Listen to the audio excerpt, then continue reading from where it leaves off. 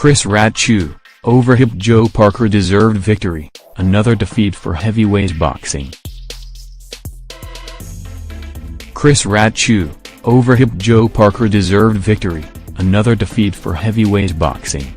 Joseph Parker vs. Hughie Fury didn't stand the test of time. It barely stood at all, even by the modest heavyweight standards of today.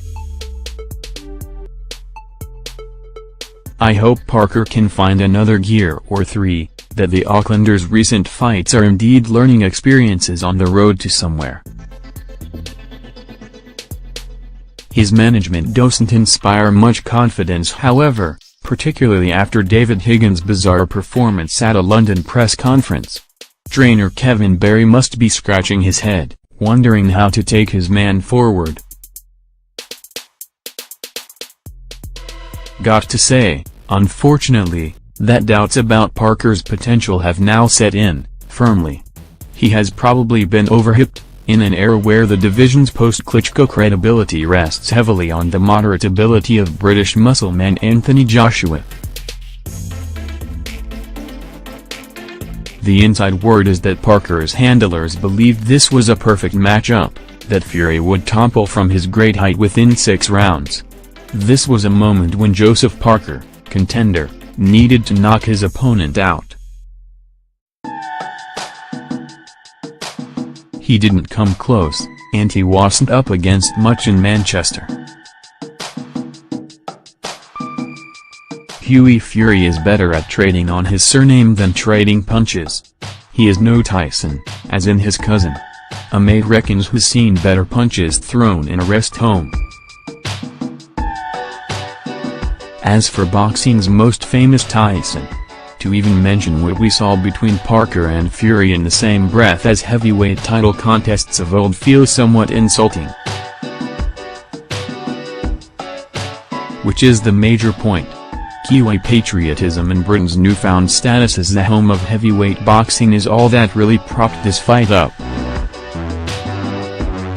Fury, who boxed with a jab and almost no right hand, was able to hang in, to a point that some pundits claimed he won, no matter how laughable that verdict would have been. His best move, by far, was getting the bout moved out of Auckland. Parker deserved to get the judge's nod, no doubt about it. He tried to make it a fight, while Fury ducked and survived. After the first few rounds, it looked almost certain that the judges would not be needed. That's when the problems started. Parker went into plateau mode, like his career.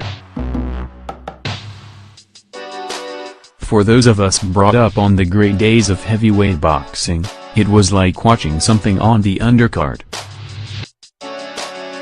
Boxing is a sport where it's legitimate to dip into the history books or find the old film reels, for comparisons. The Manchester heavyweight title tango was an indictment on where a once great division has got to. Whereas many sports have outgrown their past, try watching an entire rugby test or league grand final from the 1970s, boxing, or what makes a great boxer, hasn't changed much at all.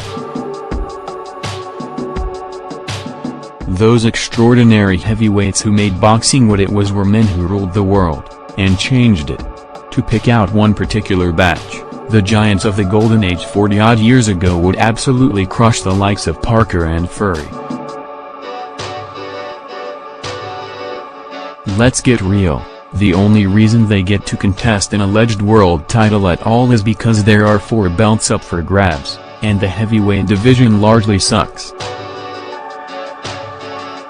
And the only reason the commentators don't bag the hell out of what we saw from Manchester is the need to fuel the pay-for-view circus. No wonder MMA has kicked the legs out from under boxing.